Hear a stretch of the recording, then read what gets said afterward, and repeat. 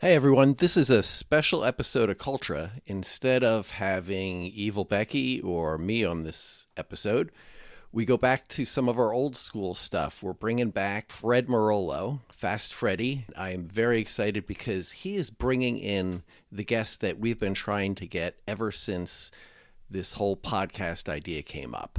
He is bringing the Johnny Appleseed of Cultra Trail Running. If you think back to the earliest stages, before I even knew what a fucking podcast was, I was running a race in New Jersey the one day, and there was a guy in front of me running with DFL ultrarunning t-shirt. And I saw that, and I was like, what the fuck is DFL ultrarunning? And I looked it up, and it turned out that DFL had a podcast.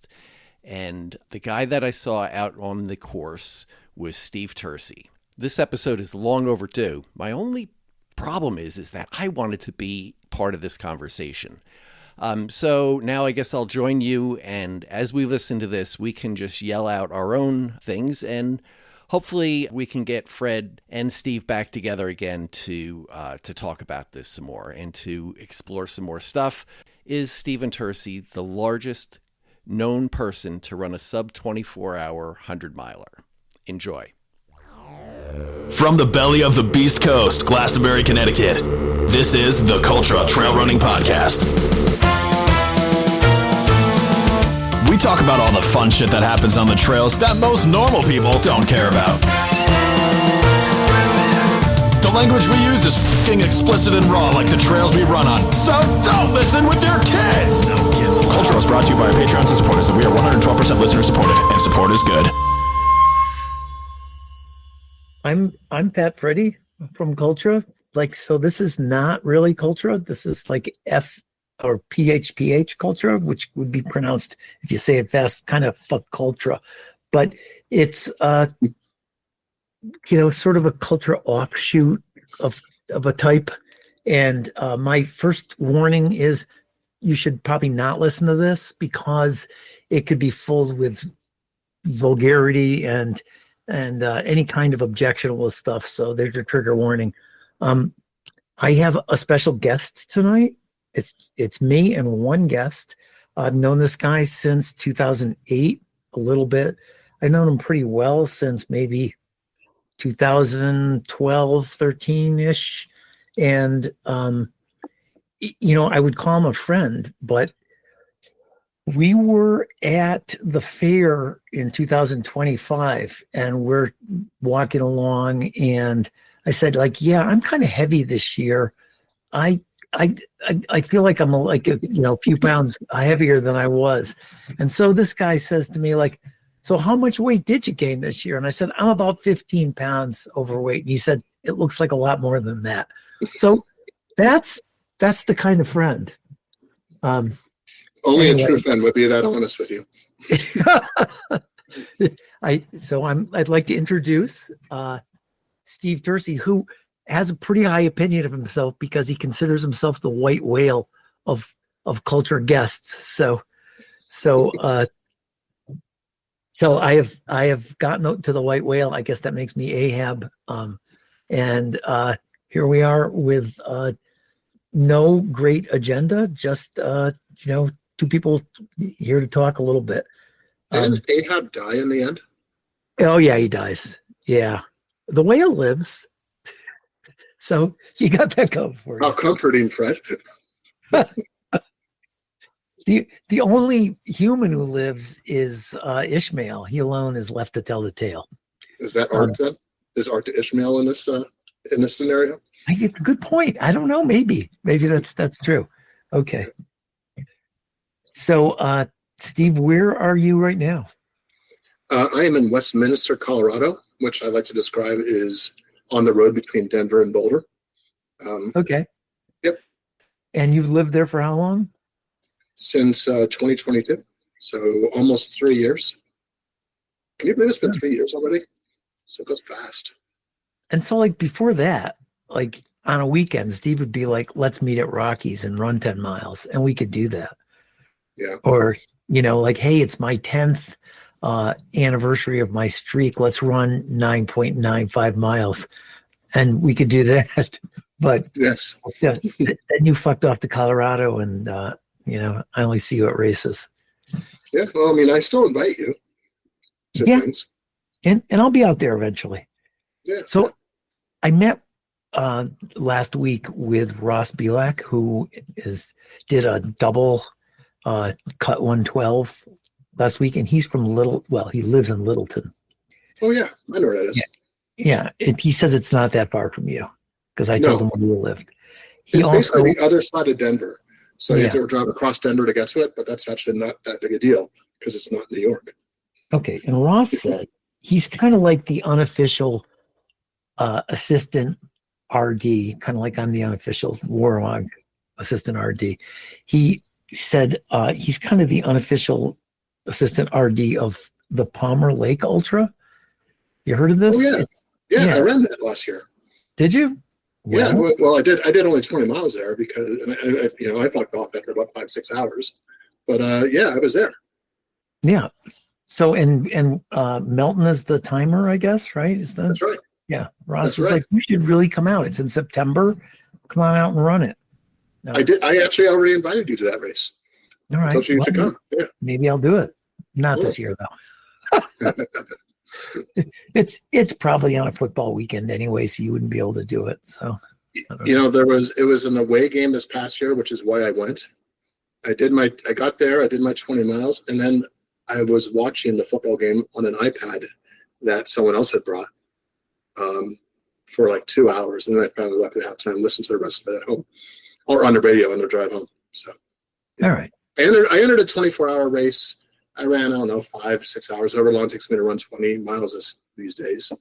Basically, it's a long run and hang out and see some people. And then I left. So that was good enough. That was enough. It was funny because Melton was like, because I said, so I give my bib to Melton. I'm like, all right, I've had enough. And someone's like, are you sure? Do you want to drop it? Melton looks at the guy, and it might have been your friend for all I know. He says, oh yeah, this is Tursi. He knows what he's doing. He's been here before. Yeah. Could have been Ross.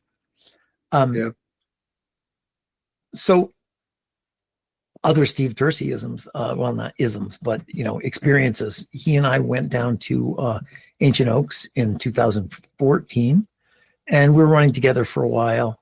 And that is a course that is reputed to have literally many routes on it. And Steve was running next to me, and he said, I don't think it's that bad. There aren't that many routes. And within 3 seconds of saying that, he did a face plant in the very soft dirt, but he went down. And the continuation of the story is he then ran with me for a while, lapped me, went and took a shower while I was finishing, and it's like, you suck, basically, to me.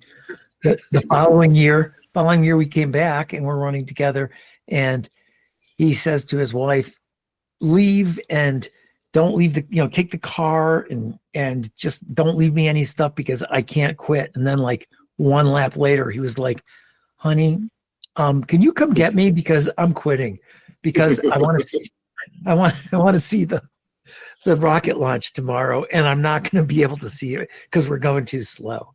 So you were right. Everything is true. While I was on the last loop, so you made the right call. The postscript to that story was what happened to you at that race, where you could have finished. You thought you had finished. Oh yeah, that was in your car for 15 minutes. A few years later. But that was that wasn't. No, I was there for that, or maybe I wasn't there for that. You weren't there for that. That was ridiculous. That's right, because you saw the rocket launch from that one clearing in the race. Yes.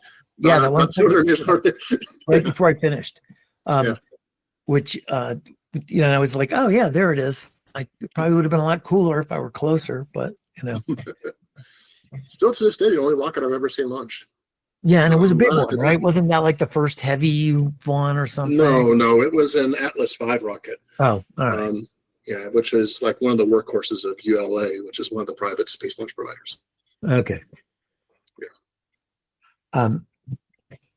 So then I should back up. After he laps me at 2014 Ancient Oaks, he laps me at the 2015 Umstead race. and goes sub 24. And I came back the following year at Umstead and lapped him. And Steve said, nobody cares if you lap me. It's only news if I lap you. Which is kind of still to this day true. And well, why is it news that I lap you? I don't know, because you lapped me and I then next year lapped you. No? It has nothing to do with the fact that I outweigh you by 100 pounds. And I did at the time. Okay. Yeah. All right. So, yeah, 100-pound guys or guys that outweigh other people by 100 pounds are not supposed to lap people, especially on courses like Umstead, which are 12 and a half miles long. Yeah, that was kind of humbling that you were like one whole lap ahead of me. But being a big guy, people lap me all the time. People that look like you lap people that look like me all the time. And so it's not news. It's like dog bites man versus man bites dog. Okay, fair enough. You just reminded me of like several years later at Umstead, I was being paced by Amy Maurer, and you were a little bit ahead of me, and I came up on you, and you were like right on the last loop, right? We were probably like 3 miles. It is a morning for sure. Yeah, and you were not doing that great, and I was like, catch up with me on the next downhill, and you said all right, and then like I went around the corner. And Amy said to me, no, he won't. Because Amy's quite competitive. She was like, no way. And so we had to, run it in. I think I saw you guys. I think when I came to the top of that hill, I saw you guys. And you're probably already 200 yards in front of me. And I'm like, there's no way I'm making up 200 yards with him in my current condition. The way they're running. Dragging me along. That was not going to happen. No. Okay, I have a couple of very general topics I wanted to talk about. Okay. First of all, are you allowed to talk about hashing, or is it like Fight Club? No, I couldn't talk about it. All right.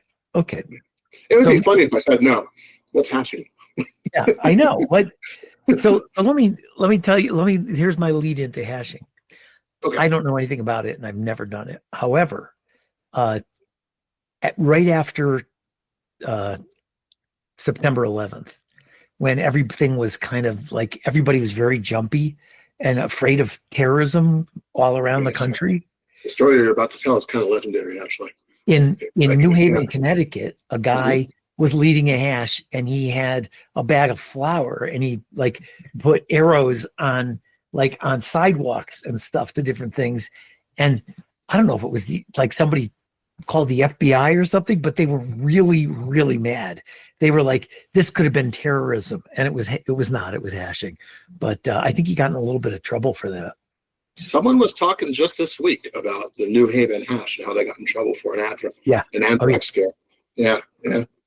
I'm not surprised you know about it because it happened in Connecticut, but yeah, it's that's a kind of legendary story. That's pretty much all I know about hashing. So tell me a little bit about it. All right. Oh man. So there's a couple of colloquialisms that we use when we talk about hashing. The most famous one is it's a drinking club with a running problem. And basically, it's like any drinking club where people go, they drink beer, they tell dirty jokes, and they have a good time. Now, a couple of the things that make hashing a little bit different from normal drinking club is, first of all, its age. It's almost 100 years old. It started in the 1930s in Kuala Lumpur, Malaysia. There was a guy, his name was Gisbert, who was some sort of British officer or British expat, something like that. And he was based there with his buddies, and they all drank at this club or something. It was called the Hash House. And what they would do, being overachieving Brits, I guess, is they would go on runs. Now, the nature of the runs was the following: one person, they would play a game called Hounds and Hares, or Hares and Hounds, something like that. And one person's a designated hare. And what the hare would do is the hare would get like a 15-minute head start, and they would go off. and they would run some sort of course that they do not disclose to hounds. And they would leave a trail behind them made up of, I guess at the time it was like little pieces of paper.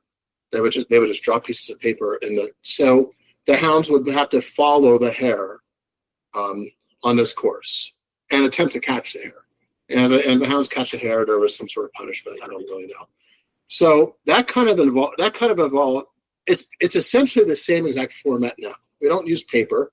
We use things like flour or chalk. And it kind of like grew out of this one activity they had there in Kuala Lumpur. They called themselves the Hash House Harriers, and we still call ourselves the Hash House Carriers. You go to any country, certainly any big city in the world, other than Pyongyang or something like that, and you'll find a hash, which we call a kennel because they're hounds, right? So you'll find a kennel, at least one kennel in every city. Denver has 2 that meet regularly and a couple more that meet irregularly. New York has a bunch. New Haven has one. There's a couple in New Jersey. And, of course, they're all over the world. They're in Rome. They're in London. They're in the Far East. They're in the Middle East. They're everywhere. Australia. And you can show up to any hash, and it'll be essentially the same format where people will go out and they will play this game of hare and hounds. And every kennel does things a little bit differently, but it's essentially the same thing. And then they go and they do it. So you meet up, you have a beer, you do your run, you have a beer or 2 during the run, and then at the end you have another beer when you finish. There's a lot more details I could go into here, depending on which direction we want to go in. Everyone is given a name. I was going to ask you that if you didn't go in that direction, the hash names. Yeah. So when you're new to the hash, when you're a virgin, we call it. So we have all these. So there's terminology for everything. So when the first time you go to a hash, you are a virgin, and once you've done your first hash, you are no longer a virgin. But you're given a name, not right away, but typically.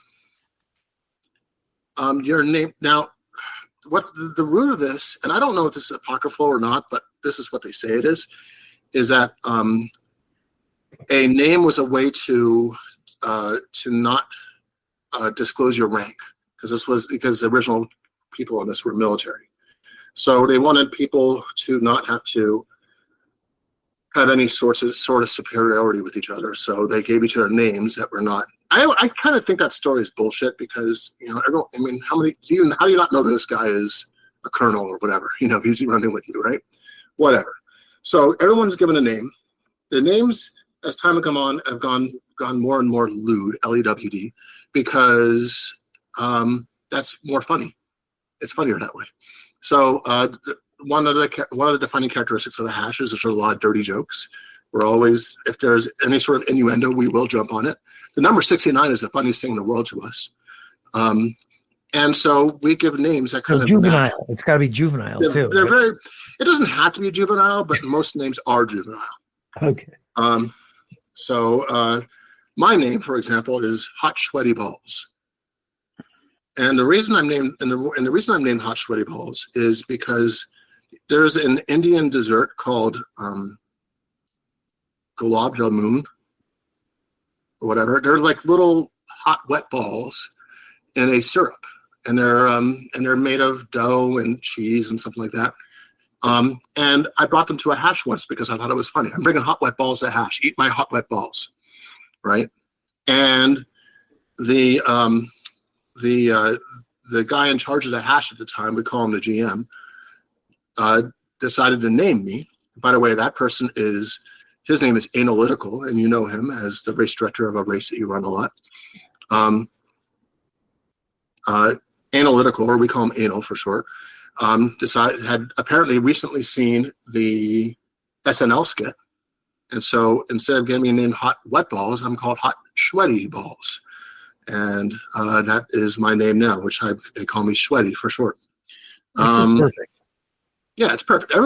Most people have a short version of their name, if your name is Pussy Destroyer, which is one guy's name in New Jersey, we just call him PD, right? Or if your name is I don't know. There's a million versions. It's hard to come up with anything off the top of my head, but most people have names. Now, there are a lot of older hashers with like more, I wouldn't say G-rated names, but more G-rated names. Like there's an old hasher out of Summit, New Jersey. His name is GI, or maybe one that's a little bit younger than him. His name is Dog Meat. Stuff like that. The idea is that you are named for some either characteristic of your personality, or for some part of your history, or for having done something on trail. And if you do something on trail, you could be named, or saying something on trail. And so there's as many stories about getting named about names as there are names. And so, yeah, I mean, here in Denver, we have a guy named Squat Twat. We have a girl named Whoring Age. We have Spontaneous Combustion, spelled in a funny way. We have Buckman. We have Bangus, some Angus. We have Fist Deep. These are all my friends. I don't know half their real names. The real names of half of them, but that's what I call them, and that is good enough for me. And we hang out. How often? All right. In Denver, we have the Wednesday hash, which is every week. That's the Mile High Humping Hash House Harriers. And then we also have the Denver Hash House Harriers, which is every other Sunday. We also have the Cum Hash, Colorado Ultra Mountaineers. We have the Colorado Road Horse Hash. We got the Boulder Hash. We got a Fort Collins Hash. We have the Kimchi Hash. We got a Pikes Peak Hash. We got a Bash, bike hash here. It's considered its own kennel, where they basically do the same thing except on bikes. That sounds wrong. Yeah, especially to you and me, right? No, it's a cool group. They have a team that do Ragbri every year, and so there's like 10, 12 hashers that go from Denver that go and do Ragbri every year, and they talk about the rest of the year. So it's fun. Yeah. There's a lot of things about hashing that are fun. We have songs. I think this is like a military or a British thing. You imagine like being in a pub and singing songs with your buddies, or maybe like playing football, soccer. They have songs about their things. Well, hashing is no different. Rugby has songs. Hashing is a little bit like that, where we have songs about that we sing usually in circle at the end of the hash. Circle is at the end of the hash. We all get around in a circle, and we stand in a circle, and we just have a little closing ceremony, which can last an hour, but usually lasts 20, 30 minutes, where we acknowledge the person who came in first, the person who came in last, anyone who had a birthday, anyone who had an anniversary, anyone who is a virgin or a visitor, and then we do a round of accusations where you can accuse people of certain things. When you get called into circle, basically say you are the FRB, which is a front running bastard. We will call the front running bastard in circle. We will make a funny joke about why he is so quick to come, and then we'll sing him a song where we probably flick him off at the end, and then we'll make him do what we call a down, which is having him drink a beer, and then traditionally you drink the whole beer and then you pour it, whatever's remaining on top of your head, to show that you've finished it. Because what doesn't go in you goes on you, just like porn. Uh-huh. So what it is nowadays, it's not as strict. Most of the kennels I've been to in the last few years don't require you to drink more than a sip. It doesn't have to be alcohol. And instead of doing your head, you just tap the bottom of the can on top of your head, just to kind of like have some sense of the tradition, which is good, because people drink exactly as much as they want or don't drink at all. And, they can be responsible and drive home completely sober, or sober enough to drive anyway. Yeah. So it's a good thing. Yeah, what else? There's probably a dozen things I didn't even think to mention right now, but that's kind of it. There's a lot of walkers in the hash. We try to keep, we do, in the hare and hounds game, the hare will do things to slow down.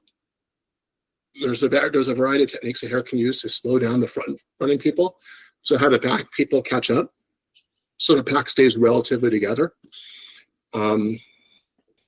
We have beer checks in the middle of the trail where, for example, where everyone stops and has I leave a dozen beers or 15 beers as it was yesterday. I heard a trail yesterday where there were 15 people in the pack, so I left 15 beers twice on a 3-mile trail. And what happens is people take a 10-minute break, and that allows the last place people to catch up, and everyone has a drink, and then they move on. And so we have checks where the trail kind of goes away, and it's someone's job to find a new trail. Yeah, I could keep talking all night if you wanted, but yeah. But it's fun. It's a fun activity. It's not for everyone just because of the dirty jokes, but it is for every athletic ability. So you could be fast as fuck, or you could be slow as fuck, and in both cases, you are welcome at the hash, and you will be accommodated. And lots of times the slow person finishes first because of the way the trail works out, and so it's kind of fun. So you move out to Colorado. How do you find the kennel? They are published on a website. It's Colorado H3, and you just show up. Okay. And you don't really have to tell anyone you're showing up. A lot of the stuff is done on Facebook, where people will join and RSVP use via Facebook, but that's obviously not required because I'm not on Facebook. So I'm not RSVPing anything on Facebook. But in most cases, you just show up and cash, and the kennel accommodates you. And so, yeah. All right. Yeah. So I understand. I mean, I've heard tell that you're one of those people who runs every day. Is that right? Who told you that? The rumors go around. You hear things. Mm. Why? Why would anybody want to do that? I just basically do it for the street cred, really. First of all, let's hear. So as long as we're going to say that, when did you start that streak? I started that streak at Across the Years on December 29th, 2010. Okay. So the last day I did not run was December 28th, 2010. I was entered in the 72-hour race. That was I think the last year Across the Years was at Camelback Ranch, which was a 500-meter course around some mansion. It was a 72-hour race in which I did 100 miles in a single race for the first time in my life. I did it in about 60 hours, and I made sure every day to run one continuous mile. And that race ended on January 1st. And then on January 2nd, I went for another run for a mile, and I haven't missed a day since. So that is almost 15 years now. Is that right? It's like 52. Yeah, it's 14 and a half right now. Basically 14 and a half. Yeah. It's about 5,250 days. I've never met anyone with a longer streak than me. So, well, you can say that of all the people on this call right now, you have the longer streak, right? Yeah. Yeah, that's no longer an active streak. Yeah, for sure. Yeah. I don't have the longest retired streak. Yeah, that's true. Only because my current streak is not retired. Right. So, when you run your mile or more, do you run it continuously, or do you break it up into little quarter miles and stuff like that? I run it continuously, and here's why. When I started streaking, there was, and there still is, an organization called United States Running Streak Association, where if you have a streak that's a year or longer, you can you get your name on their website, and you get a newsletter of some sort.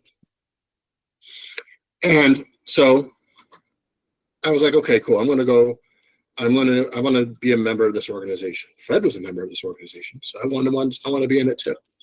It's a cool person's club. And in order to do this, they actually had some rules that defined what a run was, because, as you know, people can fudge the details. The rules stated that you have to run a continuous mile. And I think the website had like some language like over hill and dale or whatever, right? But he had to run a mile. It said he had to be continuous, and it said you couldn't use anything like crutches or a cane or something like that. You couldn't use any sort of, what was the word? Like a prosthetic device, something like that. You had to run it like a normal run. Oh, you couldn't run in place. You couldn't run in place. You could use a treadmill, but you couldn't. You couldn't just like, I'm going to run in place for 15 minutes. That counts. Like, right. You couldn't run. You couldn't do like water running. You couldn't do, and you had to run 1 mile every day, every calendar day. And so I was like, that's simple enough. I'm going to follow. It didn't define what running was, but we all know what running is. But that's fine. I'm going to run according to those rules. That way I don't get to say, hey, I just made up my own rules. And this is like there's actually some sort of external authority by which how I define my run streak. Why do you bring it up, Phred? Well, I'm glad you asked. So they changed those rules to be more inclusive. The person who runs the I think they changed it to Streak Running International or something now. It's not just the United States.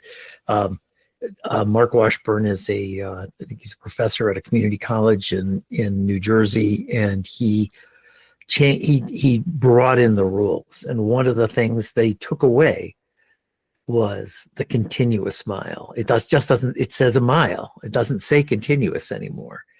And was this in response to some stimulus, or did he just decide to do it out of the blue?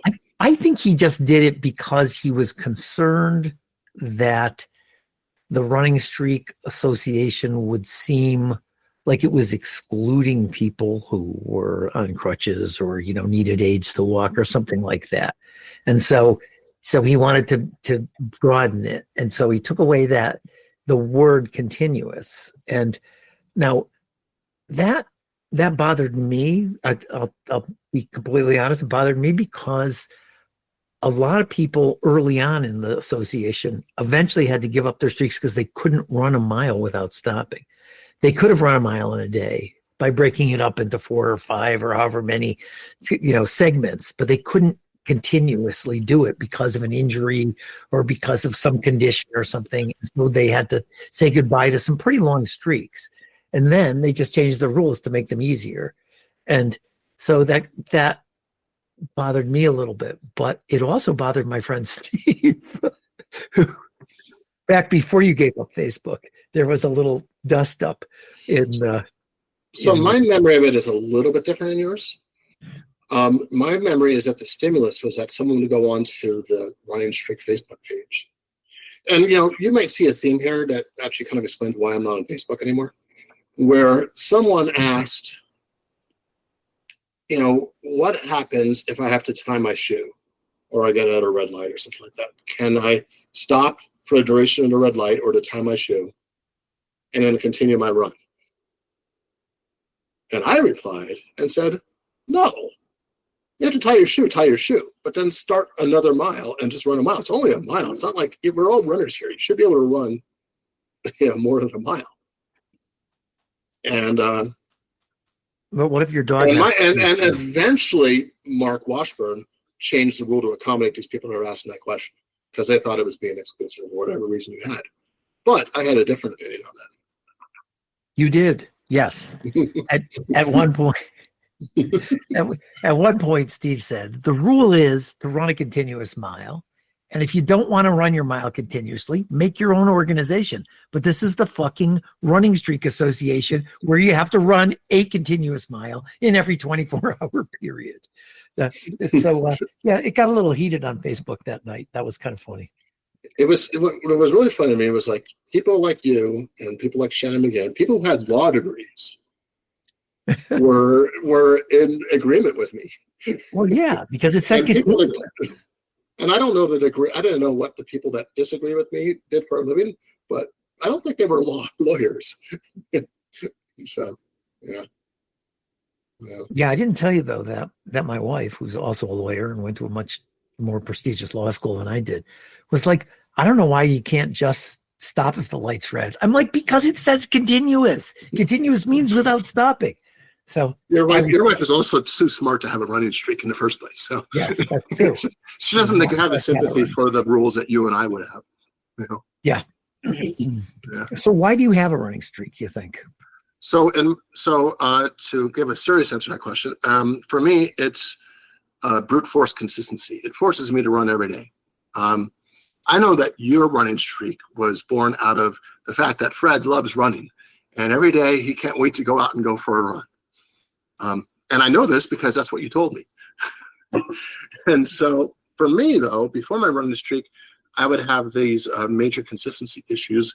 And maybe that sounds familiar to the fine listeners of this fine podcast, but I would run pretty consistently for a few weeks, or maybe I should get a few months. And then I'd take a couple of months off, or in some cases, a year off, right? And so I was not meeting any sort of potential that I had in my running. This is prior to 2010. The streak forced me to run every day. And once I started running every day, that unlocked a lot more ability. Does that make sense? That unlocked a much more potential for me. Since I was going out and running every day, a mile a day is not enough to maintain any sort of fitness. But if you're going out for a mile, more often than not, you might as well run 3 miles or 5 miles, because the first step is the hardest one. That's what's true for me anyway. And so typically, I still do slumps where my mileage will go down to under 20 a week, but it's very rare that my mileage is under 10 a week, because if you're going out every day, it's hard to just do a mile every day without doing more. The only times I do that is when I'm starting to feel like an injury has come on, or I'm not feeling well. I will do what I call a fake zero, and I borrowed that from someone. I don't remember her name. And where I will run I'll run a mile just to maintain a streak, and I'll let my body kind of recover a little bit. And that's a rest day for me. I call that a fake zero. But most of the time I'm running between, I probably average around 25 miles a week. Lately I've been in closer to 35. But yeah.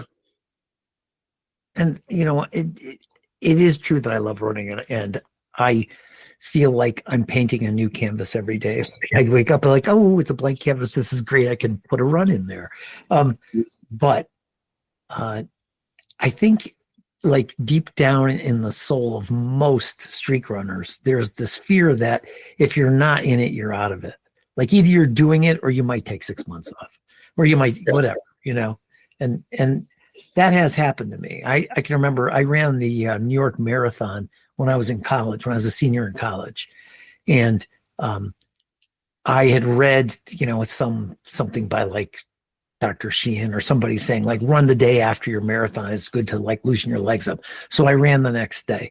And then I didn't run again. That was in October. I didn't run again until March. Just because, I was busy. I was in college. I had things going on. But, once you start a running streak, you're just going to lace up your shoes and run the next day. So, yeah. And running streak has another interesting thing, which is the sunk cost, which I'm not going to say a fallacy, but the thing is that the longer your streak is, the less like you are to give it up. It's much harder to give up a 15-year streak than it is to give a 15-month streak. Oh, yeah.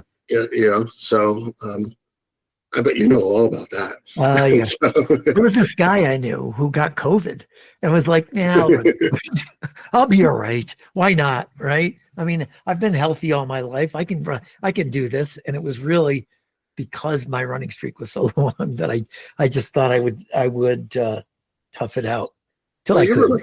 You were closing in on 40 years too. You know, I mean, you were at 39 years and change. Yeah. So it's not like you had a huge milestone in front of you.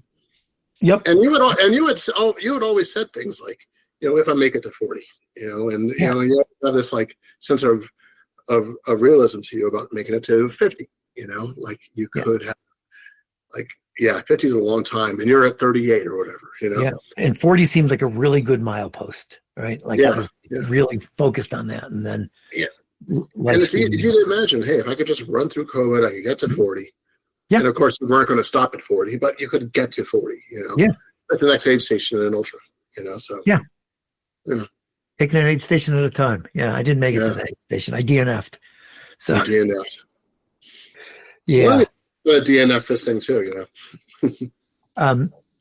Okay. So we talked about hashing. We talked about streaking. I want to ask you very briefly, you ran an ultra last weekend? How was that? I did. I ran, I initially entered a 100-miler, and then before the race started, I dropped to the 100K. It was called the Great Divide 100. It's just west of Pikes Peak. So it's an amazing race, a beautiful race. I sent you the photographs from it. I sent you photographs. Yeah, you did. It looked beautiful. Yeah, it's an amazing race. It's like a combination of like open. I don't want to call them. I guess they are meadows, but I also had quite a bit of forested stuff too. There was a lot of double track, a lot of single track, no asphalt at all, and it was an amazing race.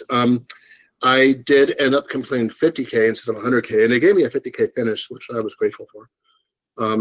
And it took me over 10 hours. Now, the thing I didn't really anticipate about this race, and it was stupid of me not to, it was the trouble I'd have with elevation. So my house here is at about 5,300 feet in the suburbs of Denver.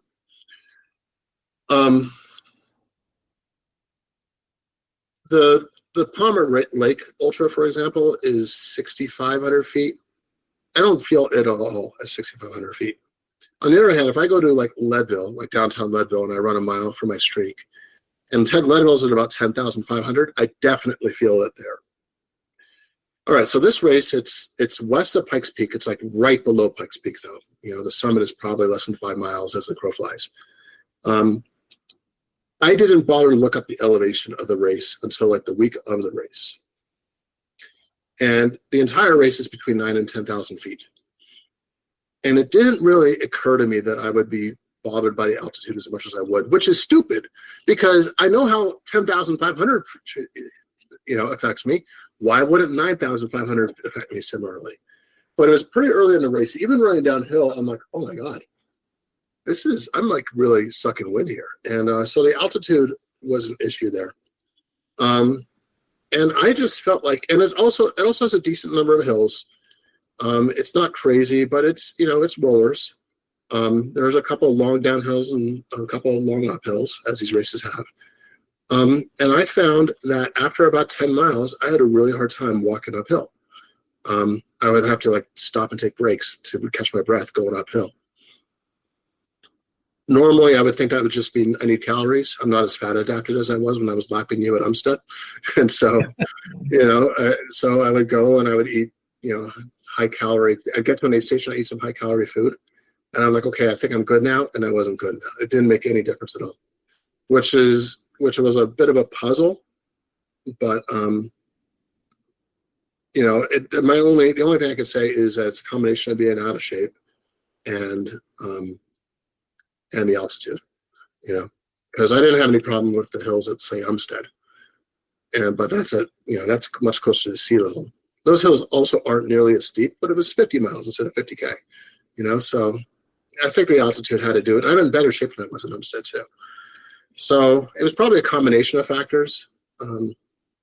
The weight was an issue. I am also heavier than I used to be. But my friend Phred didn't tell me how much overweight I was. I didn't ask, and I wouldn't have said like, "Hey, you look a lot fatter than that, buddy." Yeah, I mean, you're not a true friend. So before we move on, because I do want to talk about friends, I want to just go leave aside all the running and just talk about friendship of grown-up men. But anyway, how tall are you? I'm 6'6". Okay, so Steve has this thing where everybody is short to him. He'll like look. We have a friend. I'm about 6 feet tall. We have a friend, Gary, who's maybe 5'5". And to Steve will say, like, you and Gary are about the same height, right? Just because we're all shorter than he is. And when we're in a photo, everybody's shorter than Steve. But even Albert Starr, I think, was probably a fraction of an inch shorter than you. Remember Albert Gallatin that year at the fair? He seemed a little bit like you were a little taller than he was. Yeah, he was also much thinner than I was too. Yeah. A lot taller. Yeah, you've got to have a few pounds on him. So when I look at someone like that, I feel pudgy. All right. Someone who's tall. You know what? Let me go there. Let's have some uncomfortable discussion. Do you think of yourself as a fat guy? Oh yeah, especially right now. I'm 6'6". I'm probably about 315 right now. Okay. So it's there's no way about it, and it's not a 315 linebacker 315. It's I'm 315, and so you still got me by over 100 pounds. So you got that. Yeah, so it's and I could lose 100 pounds, and I would still, I would be a healthy weight for me, if I'm honest. To lose a full 100 pounds, be much faster too. Now, when you were a kid, like you were in high school, right? You're in San Clemente, California. Is that right? Correct. Yep. Okay. Yep. Is that like a big beach community? Like the people? It is on the beach. It is on the beach. I had classmates that would go surfing in the morning before class. All right. The way you go running in the morning before work. Were you ever a beach guy? No, I was never a beach guy. Okay. I just happened to live next to a beach. I was a tacos on the beach guy. I would go get tacos on the beach. I heard this. Like some guy who was a guest on, I don't know, some show. Couldn't have been a podcast because I'm not a big podcast guy. But I heard a guy talking about how when he was growing up, was I think he might have written a book called something like the wear a shirt in a pool club. He did not like to be shirtless. And you know what? I was like that. I didn't feel comfortable shirtless when I was a kid because I had a bunch of friends who were like little skinny kids and I wasn't, when I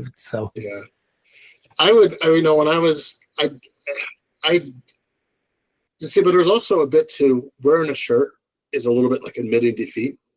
It's like acknowledging you're the fat guy and you're going to be the fat guy. So if you wear a shirt, you are being the fat guy. You could always be like Ray Kay, just go shirtless anyway, no matter what. Well, right? So I would never go shirtless unless I was in a pool because it was, maybe it was different where, in Connecticut where you were, but everyone took off their shirt when I was a kid. And so, so I did too. And it wasn't really a question, so I would wear the shirt. Nowadays, I would almost never take it off in public, but and I also don't go swimming, and there may be a reason for that. Yeah, there you go. I get that. But like in 2012, when I was in the tri club and I was training for a triathlon, I would wear a shirt in the pool when we were doing our swimming. I would not wear a shirt in the pool when we were doing our training for that, because it was just, I don't know. I just didn't. So wetsuit for the Ironman? You wouldn't wear a wetsuit in the pool. No, I mean when you did the Ironman. When I did the Ironman, I wore a wetsuit for that. Yeah. When I did open water training, I'd wear the wetsuit for that. Of course, if it's too warm, they won't even let you wear a wetsuit. But I never swam in water that was warm enough that they actually disallowed the wetsuit.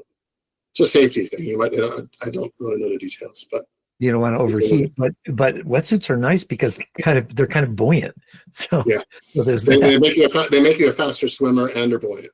Yeah, because they're buoyant, they make you a faster swimmer. So a lot of people, but I would wear a sleeveless wetsuit even when I did it. In fact, I still have it then. I haven't put it on in years, but yeah. No, I was not that kid that wore a shirt to the pool. Now what I noticed is that with kids that are out, with my kids' age, much more kids will wear a shirt in the pool. Yeah.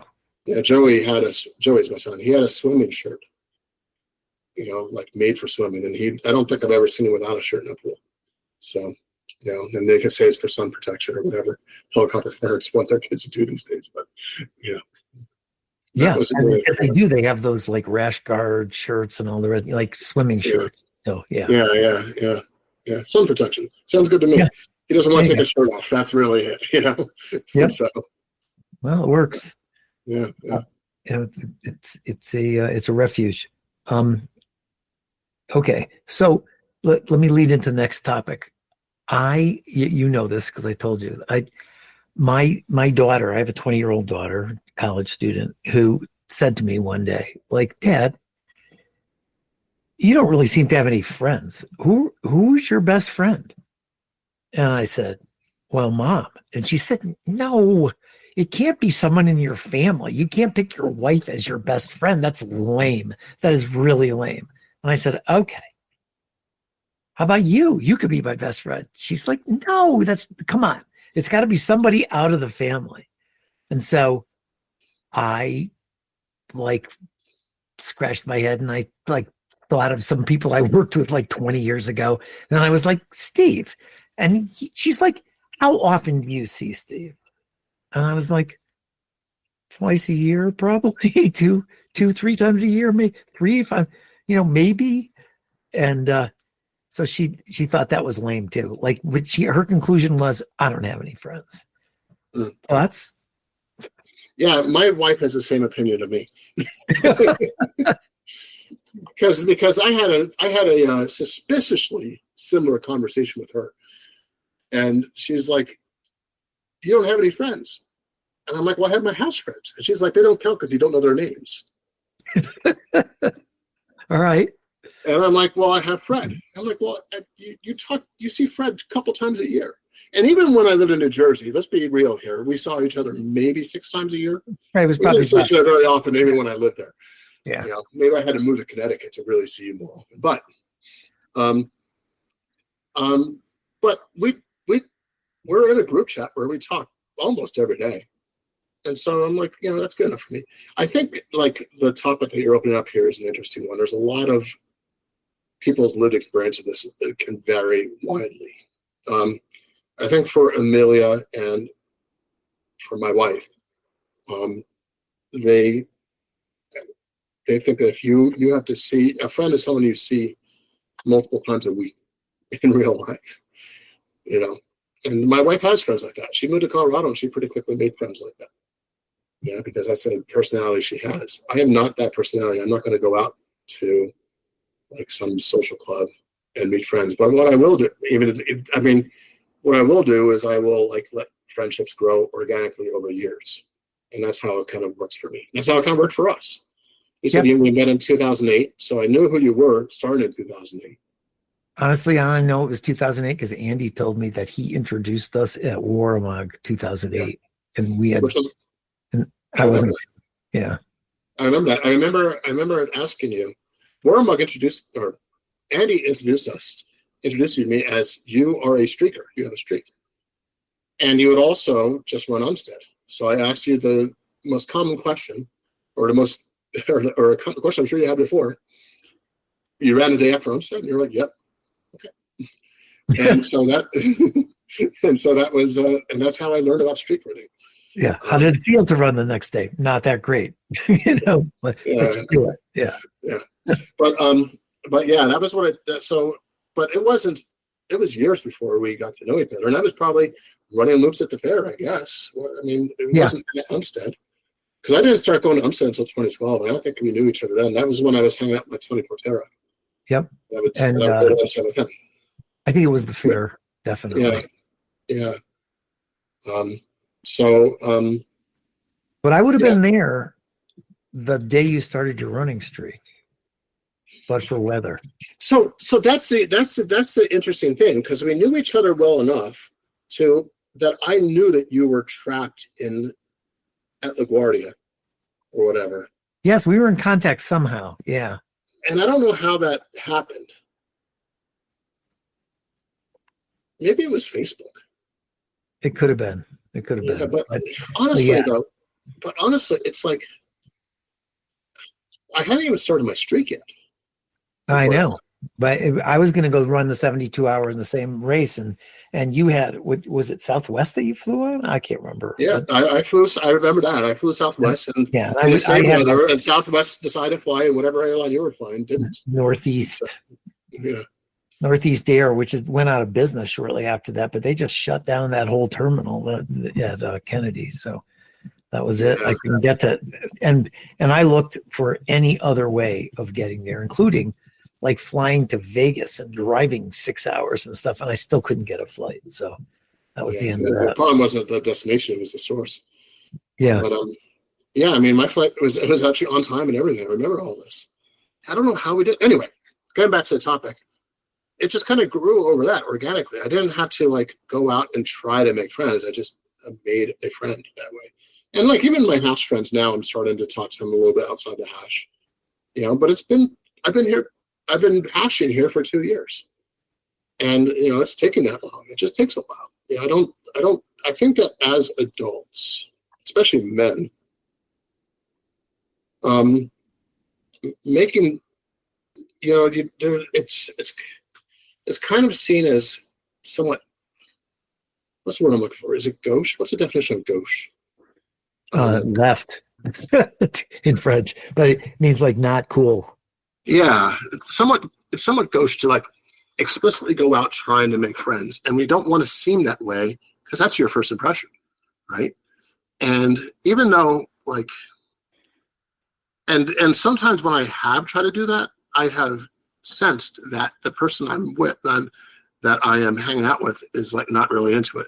This is like dating all over again, and dating sucked, Oh yeah, yeah. And so no one wants to do that. Yeah, reaching out to a friend and like having them be like, nah, let's just stay like lighter acquaintances. That would be like being rejected on a date kind of thing. Yeah, right. Exactly. Yeah, and it's not even it's even worse though, because it's not like you're asking to fuck the person. Yeah, it's just like I need someone to like. I just want to go out for coffee. Come on. I want to go on let's go play tennis or something. I don't play tennis, but that's And so anyway, but that actually is a good point, because it's like people will do something and they will look for partners to do things with without being friends, and they approach friendship from that direction. A lot of times people will assume that the way to make friends is to find a person and then like fit in something that you may not be super interested in order to do that, like tennis. Well, I've never played tennis seriously in my life. I'm not going to like meet a person who's into tennis and then start trying to take up tennis, and so that is kind of because it just doesn't work. It just doesn't work as an adult. So I think that in adulthood, it has to come organically, and it has to come from shared interests, that where the shared interest happened first. You know what I mean? Yeah, and that's how it happened with us, definitely, right? Yeah, and it took years. It like percolated over years, right? Yeah, it takes time. And there we were, like running TGNY all night, doing Umstead, flying down to Ancient Oaks and doing that too. We had some good times. Yeah, it started out as nothing, and it just like sort of percolated slowly. We have run thousands of miles together. And, yeah, we have.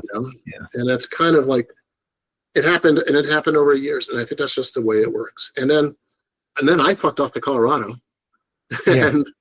and it still is like, well, who's your best friend? I guess it's Phred. you know. You know. Well, we do talk Yeah. pretty much every day. Yeah, on group chat, if nothing else, which is kind of a weird newer thing because group chats didn't exist 20 years ago. Yeah, they didn't. And so neither of us grew up with this thing, but I don't know. I mean, when I'm with Joey, he's always talking with friends on his phone on group chats. You know, he's texting. So that's just the way. That's just Same with modern Ted. times. Yeah, in fact, Ted graduated in 2020, right? I mean, he had a virtual graduation and his friends went off to college and a lot of them were like holed up in their dorm rooms because of the pandemic. And they all stayed in touch with each other through various group chats, through whatever platform, but they all stayed in touch and they would game at night. And he's still friends with all those kids because even though they went all across the country, they would see each other regularly on group chats and gaming together. So I guess we're very modern.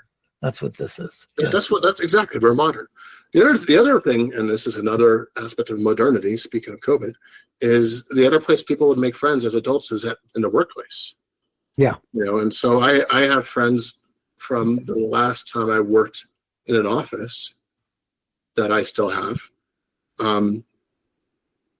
But I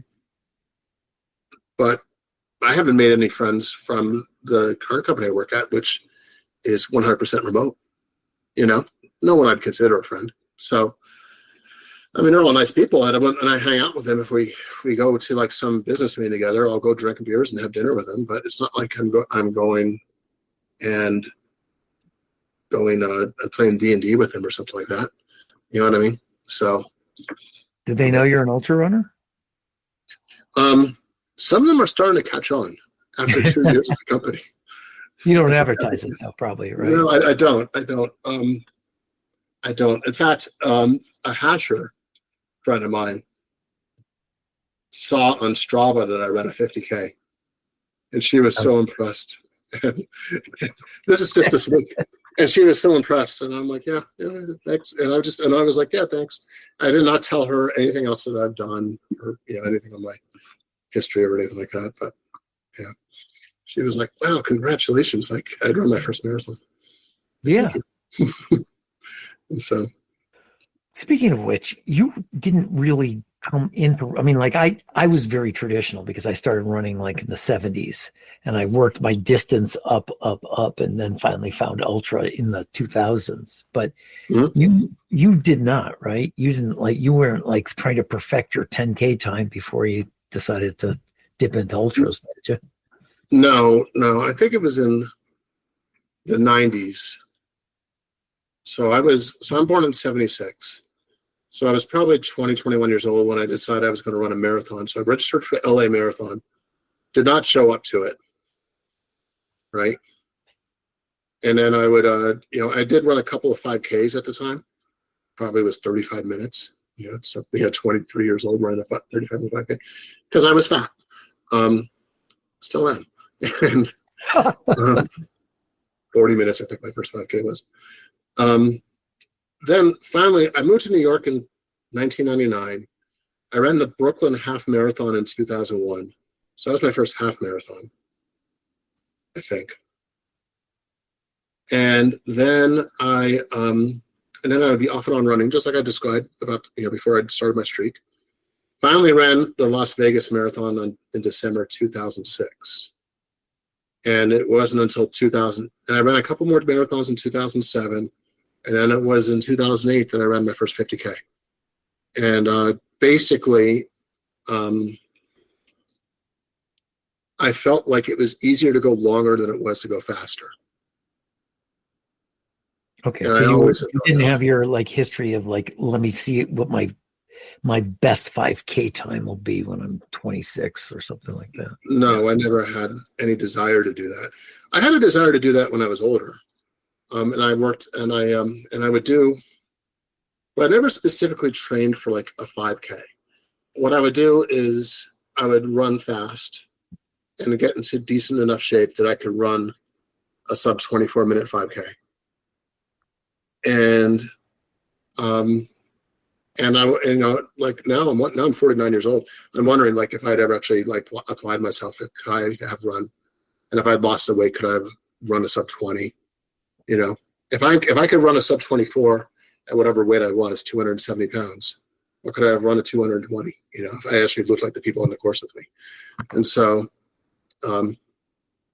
yeah, interesting counter narrative there, but whatever. I remember one year training. Oh, it was probably the year you went sub 24, right? You were training for Umstead, and you it was a cold winter, and you would do some treadmill runs where you would go really fast for like 5K on the treadmill, right? You were like sub 23, I feel like, in some of your treadmill runs, right? I had a couple of like almost sub 22 treadmill 5Ks. I had a sub 2 hour treadmill half marathon that year. My fastest overland half marathon was like 2:05. I think. Yeah. So yeah, I did a lot of treadmill running that year, and I remember you being worried I wasn't doing any long runs. Yeah, I was like, how are you going to do 100 miles when you're running like a 23-minute 5K, and that's your run for the day, and then you went and did a 23-hour 100. So I guess whatever it was, youth helped. Yeah. You know, youth helped. I think speed training really does help with that. I mean, I'm sorry to say it. You know, speed. You know, like running longer is easier than running faster. But running faster will make running long easier. You know what I mean? Yeah, I think that's really true. That's definitely true. That's something that like should be on a T-shirt or something, right? Yeah, there you go. I'll make one up. I'll get send it to you. Yeah. But you know, even with that knowledge now, I never run fast in my like daily running. Like all my runs tend to be, especially that lately, between 11 and 13 minutes per mile, just like kind of cruising along. Maybe if I'm lucky, I'll run 4 miles without a walk break, you know. And that's kind of the way my training has been lately. And it's no wonder, like, I'm having a hard time finishing hundreds lately. I'm running, 18-hour 50s. You know, it's like I've got to like, at the time I was doing really well, I was in a much more traditional training pattern. And now I just basically run to keep the streak alive and hang out with people like you. Yeah. Passions are certainly not going to make me fast, you know. I was just going to give myself an assist for your 18-hour 50 at Umstead, because I know you suggested that it wasn't true, but you're more prone to sit in a chair, but you would walk way faster than me. You would have probably been an hour faster than me if I just walked faster. But I'm not a fast walker. When you and I would walk together, I know you were like, come on, go a little faster. I would tend to run more, and you would tend to walk really fast. So that wasn't really like on the front of my mind. What was on the front of my mind was, for some reason, I ran ahead of you at the end of the third loop. I don't remember why. I had something I had to do, so I was going to run to the headquarters and then wait for you there. Take care of whatever I had to take care of and wait for you there. Oh, I had to go to the bathroom. Right.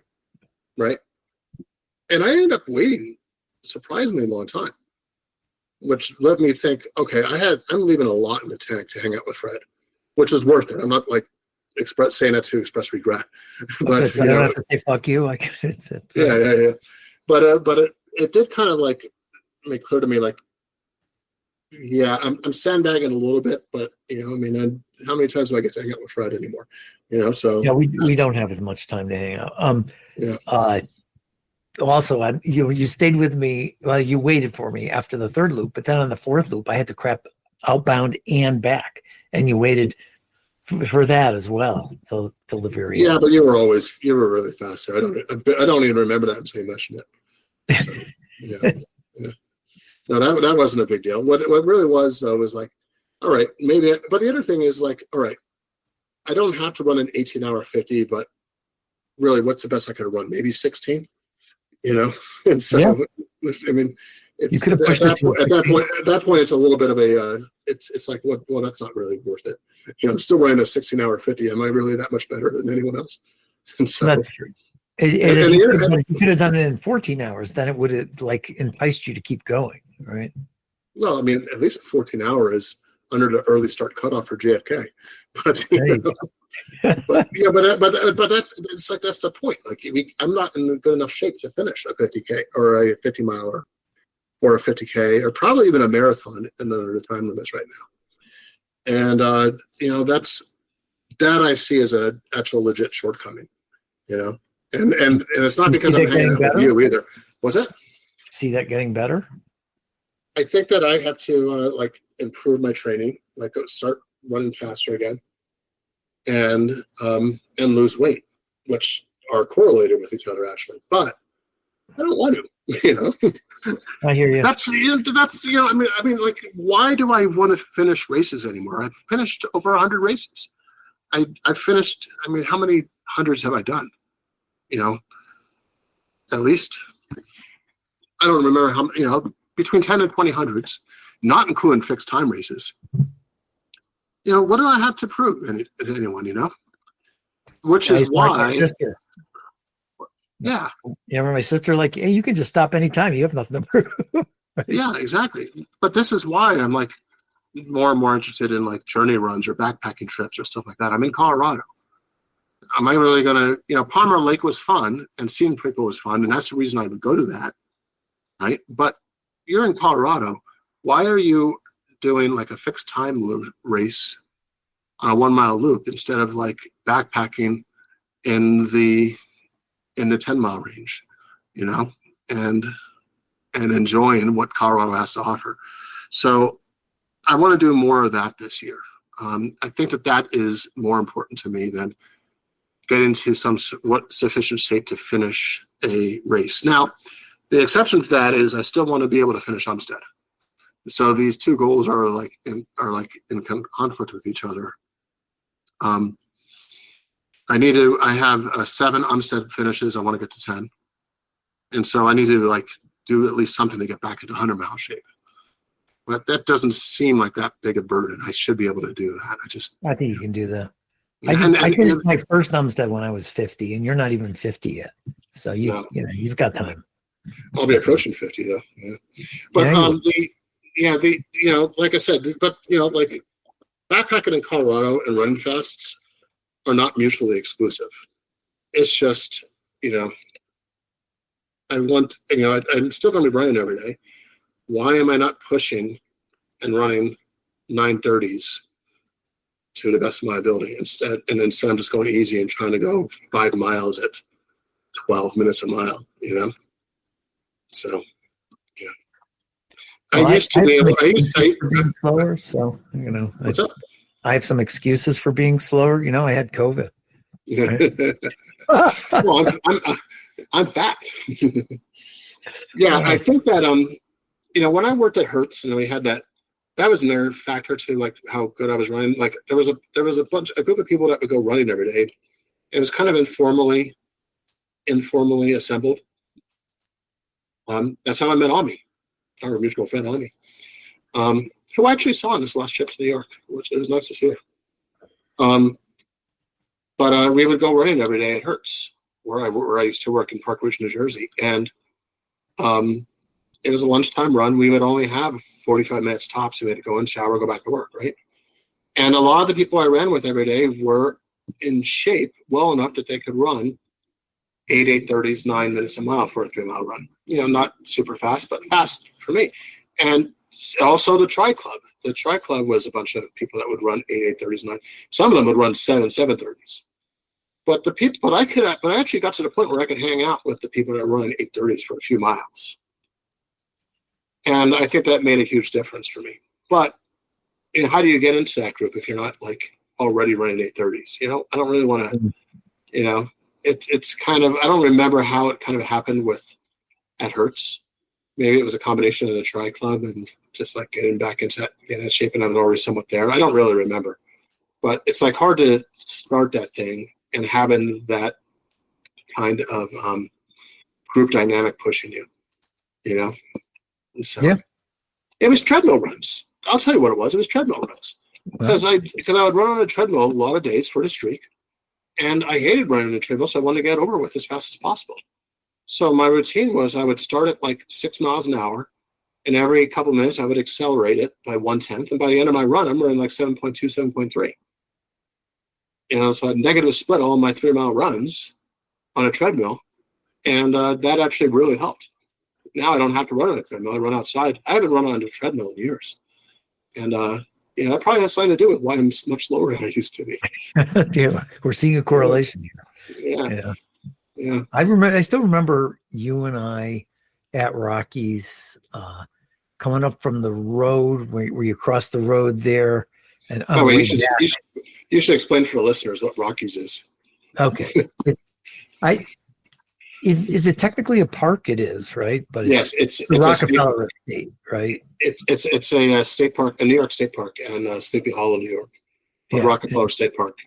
It's really the old Rockefeller Estate. It's acres and acres of grassland with like crisscrossed with double track running trails, and it's excellent, and it rolls up and down hill. But I can remember that day that we came back after going, toward the river, coming back, that's the Hudson River, coming back, crossing the road, and we're going up that like gentle uphill, and we were going at like a 9:30 pace, and we were both having a great time. And I think, would that be great to get back to that? Yes. Yeah, it would be awesome just to be able to do. That may have been the year you did the sub 24, but it very well could have been. I was in great shape around that time. But I maintained that for a few years. Basically, like my downfall started the same year that I left Hertz. And the year I left Hertz was the year I did the 144 at the fair. And so I kind of blame the fair, that 144 at the fair, for like breaking me, but it might seriously been the structural issue of just leaving Hertz and like missing out on that opportunity, that access to that gym. Yeah, could easily be. Yeah. But Rockies was my favorite place to run. I mean, I've loved it. Was when I lived in Marble, it took about a half hour, 35 minutes to get there. It took you a solid hour. But man, it was great. It was great to it was great. Now there's places in and around Boulder that remind me of Rockies. I'd like to show you someday, but I'll come out there. I'll be there. But the thing is that sometimes I'm running in these places that are around Boulder. I remember times like what you're talking about when I go to Rockies and I knock out 930s up a hill, and I'm like, I can't even run downhill at 930 right now. So neither can I. But we did some long runs at Rockies too. We would just go there and run 20 miles, and that was like a weekend long run. It was nice. And we go to that Starbucks. The Starbucks is that Sleepy Hollow? No, that was a town east of Rockies, whatever it was called. I gotta look this up now. I'm wondering. Whatever, it doesn't matter. But on the train line there, I know exactly. Yeah, and I could drive there. I go down the Sawmill every now and then, and I go by that exit. And I'm like, oh yeah, there's a Starbucks right over there. That Steven Tursi. Yeah, that was good times. Let me see. What was the name of that town? Because now this is great podcasting, by the way. Yeah. Let's see. Pleasant. No. All right, Sleepy Hollow. It would have been right around here. Why isn't that telling me? Maybe it was Pleasantville. Oh, it was Pleasant. It was Pleasantville. You're right. Because it's like the movie. Yeah. East University. Look at this. All right. So, anything else that you need to talk about? We can talk about hashing for the next 3 hours if you want. No, it's like Fight Club, Steve. We can't even talk about it. It's like it. Yeah. I don't know. I mean, like one thing you like to mention is the phenomenon of people coming and going from ultra running. Oh yeah. We talk about that quite a bit. Yeah, we have a lot of friends who like go back to our early days and just seem to have disappeared. Yeah. Gives you a little bit of appreciation for figures like Ray Kay, who've been around forever and still show up to races even though they're a shadow of what they used to be. Well, yeah, Ray Kay was like, an American record holder for the 48 hours for a bit. And, Yeah. now mostly he's there to have fun. Yeah. But yeah, that's an interesting phenomenon. I don't know why you and I stick around, but we still go to these things. But like just our talk tonight, it's clear that our goals have changed, right? Yeah. Like we've done it. We've done that. I've run 50 something 100s. I don't feel an absolute need to try to like polish myself to get one more. Yeah, but our goals have like altered. Like you, I know that you are still interested in doing like a journey run of some sort. Yeah. Without a time limit. I mean, a lot of these guys drop out and they don't do that. I keep bothering you about doing like a journey run in Colorado. Yeah, which we should do for your birthday. Well, yeah, that's a thing we could mention. But that actually was not what I had in mind. But what I'm talking about is like, I don't know. Like if you're afraid of altitude, you could run from Denver to Colorado Springs or something like that. But you don't come all the way here to run between two cities. You come. No. But like I will say, like the Milwaukee to Chicago run I did a few years ago, that was a great time. And we did it in about 36 hours, 40 hours. That was like 95 miles. No, it was over 100. Was it over 100? Not by much, but not by much. But like if you're going to go to Wisconsin, that's the thing that makes sense to do. If you're going to go to Colorado, it might make more sense to enjoy the mountains. And yeah. So, I get it. Yeah. So, I really want to, but for my birthday, I turn 50 next year. I want to do 50 miles on the Colorado Trail on my birthday. And I think I figured out like how to do it. And that is, I won't go into details, but it's like it's starting at the Continental Divide or a little bit west and going east to a road. I figured out two roads that are about 50 miles apart on the Colorado Trail, and did that because it's downhill. And the issue is that that high on May 21st, which is my birthday, there will still be some snow. Hopefully, it won't be too bad. It kind of depends on the year. But certainly after about 10 miles, you're low enough that there probably won't be too much snow anymore, or it will be manageable if there is. So I kind of want to do that. What's that? It's sounding difficult. Yeah, I did 40 miles my 40th birthday, so this should be even easier, right? I've got some practice. Yes. Oh yeah, sure. 10 years later, definitely. Yeah, and that was in Saddle River. That was in New Jersey on a flat asphalt path. I've done a lot of running on flat asphalt paths. So. I know you have. Yeah. Along a river. Yeah. Oh yeah. So, but yeah, like there's like a bunch of like there's this thing in Colorado. It's called the 4-Pass Loop, which most people backpack, but it really is only about, including the legs at the beginning and the end, it's really only about 35, 40 miles. I think the loop itself is about a marathon. And I look at that with my background and I could say, I could just day hike that. I could run it down hills but it is 4 passes, high mountain passes. And, and it's probably pretty steep. From the pictures, it doesn't seem super technical, but it's just like this an amazing loop that you can do. And, like backpackers will take 3 or 4 days to do it.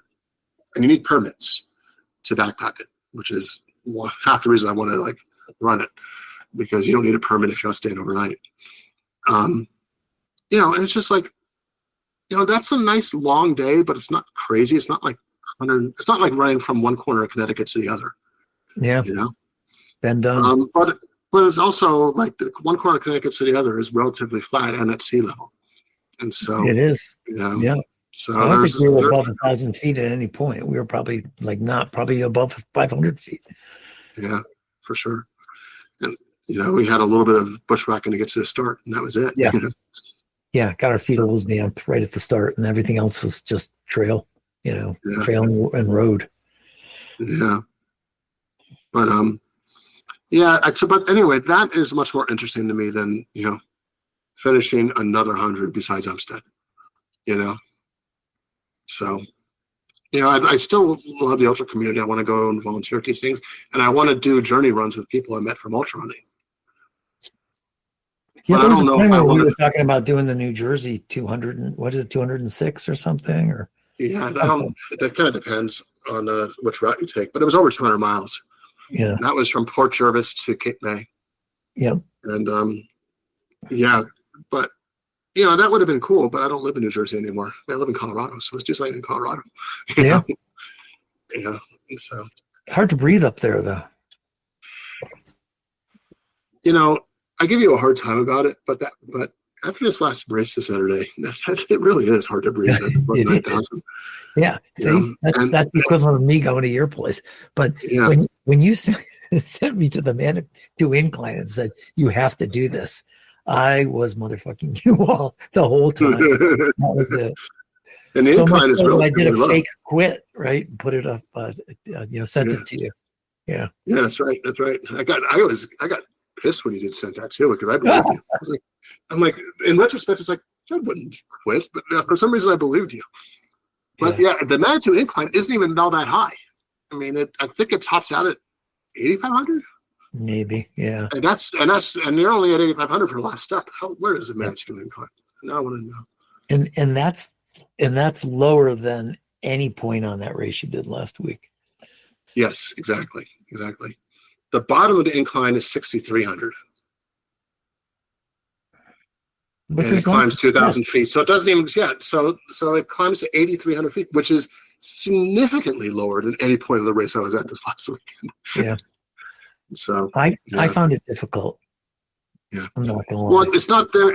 I tell people it's more of a stunt than a challenge, or it's a challenge for sure. It's more of a stunt than a hike. Yeah. Oh yeah. It's not really a hike. You're like walking up a set of steps. Yeah.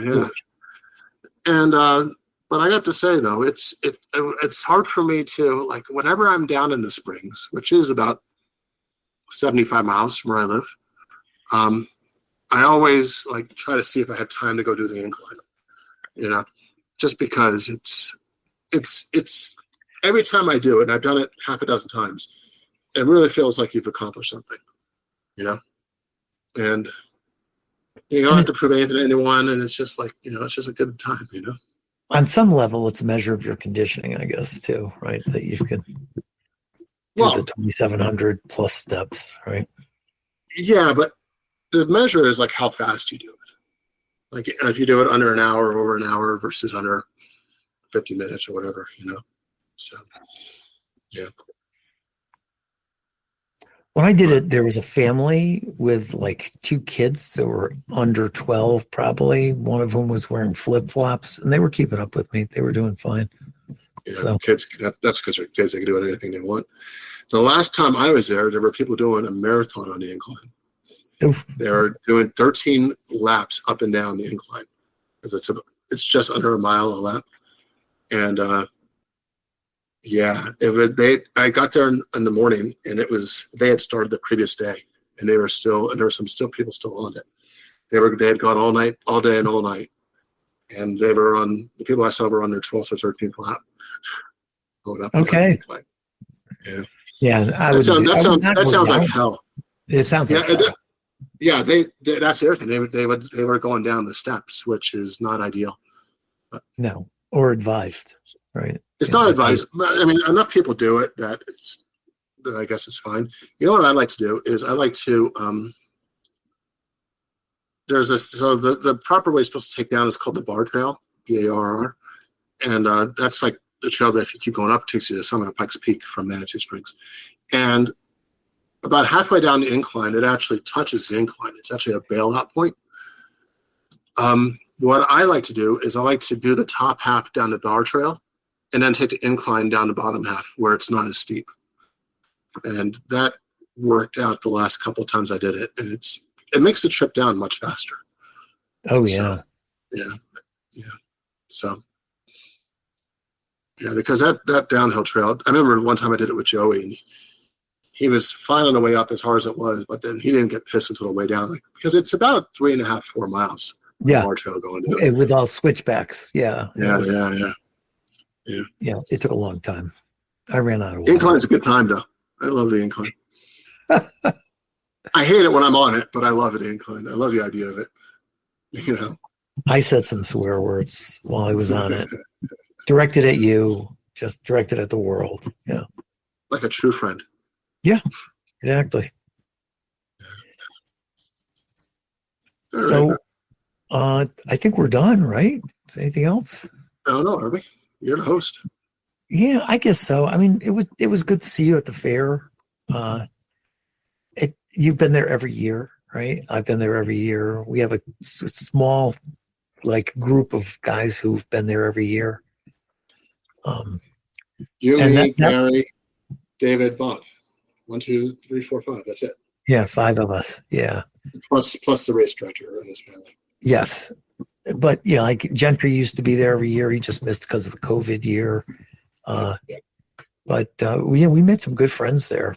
You're going around in circles for days. You meet some people and For sure. some characters, some good friends. Yeah.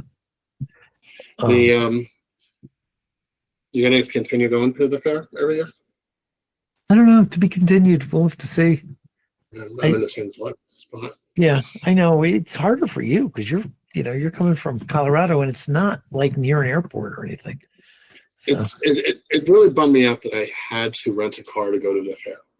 Like, I was going to take public transit everywhere that weekend. Now, New Jersey transit strikes kind of threw a wrench into that, but it kind of bummed me out that it's literally impossible to get there without either Ubering or renting a car. I think it worked out to be cheaper. I offered to pick you up at a train station, but it wouldn't have worked out because of the New Jersey transit strike. So yeah, exactly. And it wouldn't have worked out because because we weren't on the same schedule. Like, I was only doing a marathon. You were doing 24 hours. So I would have, and I had to be back. Hang around. Yeah, that's true. Yeah. I returned the car that night. No, I didn't. I was going to return the car that night, and then I ended up keeping the car. I ended up parking the car in New Jersey overnight, taking the path. I was staying in Manhattan, taking the path, and then taking the path back out to New Jersey to get in a car and driving it to my cousin's house, who lives a half mile from the train station. God, that was annoying. Yeah. Now, is that the place where we ran from on 4th of July that year or whatever it was? In Hazlitt? Is that where it was? It was in Hazlitt. Did you go to the house? I went to it was like your uncle's house, I think, or something, right? Is that my cousin's house? If you were at the house, it would have been the same one. Yeah. I don't remember that. Yeah, Karen sat in the backyard and drank a beer while you and I went for like a 2-mile run. Oh shit, that is right. I forgot about that. That's funny. Yeah. That's right. She did that. That reminds me. Yeah, that was that. So I was at that house, which is less than a mile from the Hazlitt train station. And yeah. Oh well. That was a good time. Yeah. Anyway, yeah, for me, it's also an expensive trip for me. It's like it's not just like driving from my house in Marlboro anymore. I have to get hotels and rent cars and fly there. Oh yeah, it was a big production. You were in the East for like a week or something, right? I know you had other stuff going on, but yeah. And I think that's like my mentality. It's like, if I'm in town for other reasons, I'll go ahead and go. But I don't know if I'll make a trip anymore just for the fair, which is kind of funny because I remember giving Freggy when he moved to Arizona. I remember asking him and kind of hoping that he would come to the fair every year, because he was another one that had gone to every year, and then he moved. Yeah. And then he fucked off to Arizona, and he was a staple at the fair for a while. Yes. Yep. And I really liked, especially once he finished the Barkley.